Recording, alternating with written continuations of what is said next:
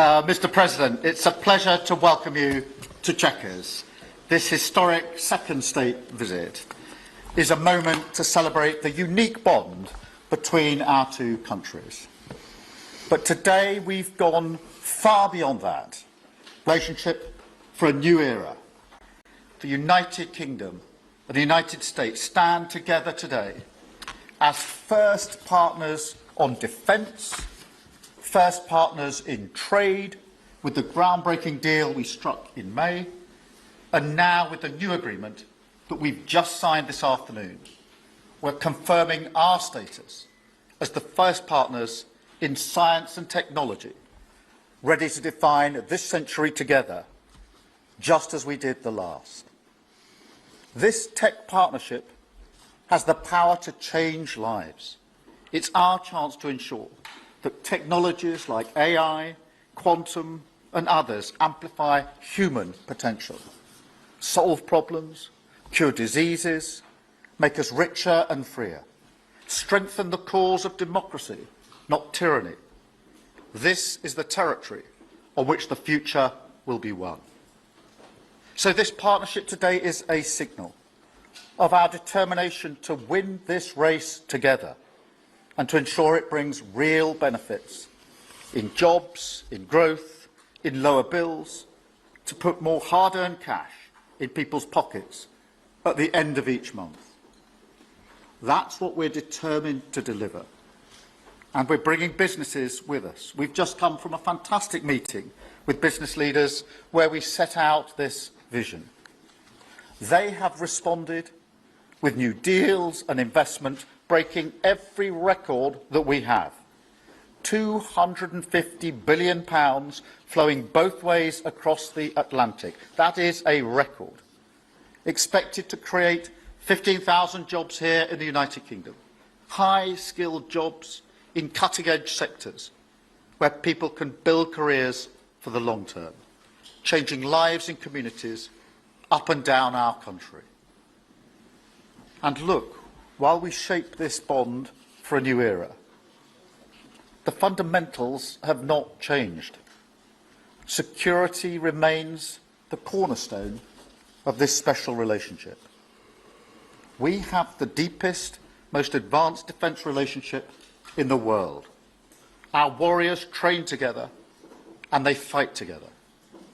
Our industries build together, everything from fast jets to the new AUKUS-class submarines. So now, as we drive up defence spending, we're going to sweep away the barriers to working together on new defence technologies so we can stay ahead of our adversaries. We're united in defence and security. Yes, absolutely. But we're also united in the pursuit of peace. We are working together to end the humanitarian catastrophe in the Middle East, get the aid in, free the hostages, and ultimately bring Israel and the region back towards a comprehensive plan which can deliver peace and security for Israelis and Palestinians alike. We're also working together to end the killing in Ukraine. In recent days, Putin has shown his true face, mounting the biggest attacks since the invasion began, with yet more bloodshed, yet more innocents killed, and unprecedented violations of NATO airspace. These are not the actions of someone who wants peace. So we've discussed today how we can build our defences further, support Ukraine, and decisively increase the pressure on Putin to get him to agree a peace deal that will last. And President Trump, you have led the way here, and we will continue to stand and work together for security and for peace. Mr. President, next year we'll celebrate the 250th anniversary of the United States. We've come on a long journey together since 1776. But it's no exaggeration to say that the partnership our two nations have built has shaped the world from the beaches of Normandy to the founding of NATO, to the creation of technologies that have revolutionised our lives, time and time again, it is British and American men and women side by side, changing the path of history and turning it towards our values, towards freedom, democracy and the rule of law. In Britain, we take huge pride in that. And let's be clear, this relationship is not just about history, it's about the future. It's about the benefits it delivers now and for decades to come, to make our people safer and better off. We've shown today that we're delivering those benefits, improving people's lives. So we will go into that anniversary year more optimistic than ever and more confident than ever about our two great nations and what they can achieve side by side. Thank you. And it is now my pleasure to give the floor to Mr. President. Thank you. Thank you very much, very much. Prime Minister Starmer, Melania and I are tremendously thankful for the wonderful hospitality that you and Lady Starmer have extended today at Chequers. Quite the place, I must say, quite the place. And we're grateful beyond words for the spectacular honor of the state visit yesterday at Windsor Castle, hosted by His Majesty King Charles III and Her Majesty Queen Camilla. These are two fantastic people. We will never forget it. As I said last night, the bond between our countries is like no other anywhere in the world. The United States and the United Kingdom have done more good on this planet than any two nations in human history. Beautiful, magnificent isles. And we're carried by our ancestors to the New World. We're forever joined, and we are forever friends, and we will always be friends. This enduring connection is why I was thrilled that the United Kingdom was the very first country with which we made a historic trade deal, and a very good trade deal. He's a tough negotiator. I think it was a better deal for you than us, but these are minor details. It's a very good deal for both of us. He's a great negotiator who will extend our unparalleled security alliance into the realm of economic security for the first time, and I look forward to finalizing it very soon. We'll have it done very quickly. We have also just signed a historic technology prosperity deal, one of a kind, to ensure our countries lead the next great technological revolution side by side. In fact, we just left the business leaders, the biggest in the world. Some are in this room right now. And that was quite a meeting we had on business and trade and technology. This trip has galvanized $350 billion in deals across many sectors, and we're committed to ensuring that the UK has a secure and reliable supply of the best AI hardware and software on Earth.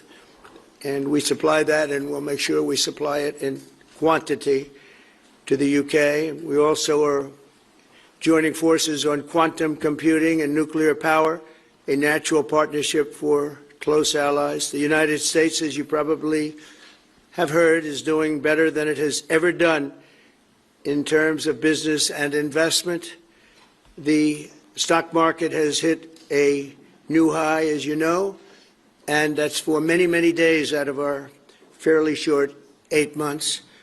And we seem to be hitting new highs, and I think we're going to do much better even as time goes by. Jobs are at a record, and most importantly, we have more than $17 trillion, $17 trillion, and this is during an 8-month period being invested in the country, which is not only a record, but if you compare $17 trillion to the last year of the Biden administration, they did $250 billion. They didn't do $1 trillion for the 4-year period. We did $17 trillion of investment coming in. A lot of it's because of tariffs, and a lot of it's for a lot of other reasons, but there's never been anything like it. It's an economic superstar. That's what's become. It was mismanaged and badly handled for a long period of time, but it's not badly handled anymore. So that's a record, and remember, that's up until 8 months. We have another few months to go, and that number is going to get significantly higher, especially if we win a certain case that we're waiting to hear, that will be something like the world has never seen. I want to congratulate the United Kingdom on making the vital commitment to spend 5% of GDP on defense at the NATO summit this year. We've worked together very closely in so many ways. I'm very honored to tell you that we've solved 7 wars, wars that were unsolvable, wars that couldn't be negotiated or done. The U.S. has done 7 of them. The one that I thought would be easiest would be because of my relationship with President Putin, but he's let me down. He's really let me down. It was going to be Russia and Ukraine, but we'll see how that turns out. But that turned out to be, I thought it might be among the easiest of the group, but we had settled just about every conflict, and as you know, we're working very hard on Israel and Gaza. All that's happening over there. Complex, but it's going to get done. It'll all get done right. And likewise, Russia and Ukraine will get done. But you never know in war. You know, war is a different thing. Things happen that are very opposite of what you thought. You thought you were going to have an easy time or a hard time, and it turns out to be the reverse. As we saw in the unforgettable parade yesterday at Windsor Castle, what a place it is. The British Armed Forces carry on one of the finest military traditions in the world, one of the greatest marching bands, one of the most magnificent sights I've seen. I know that our service members look forward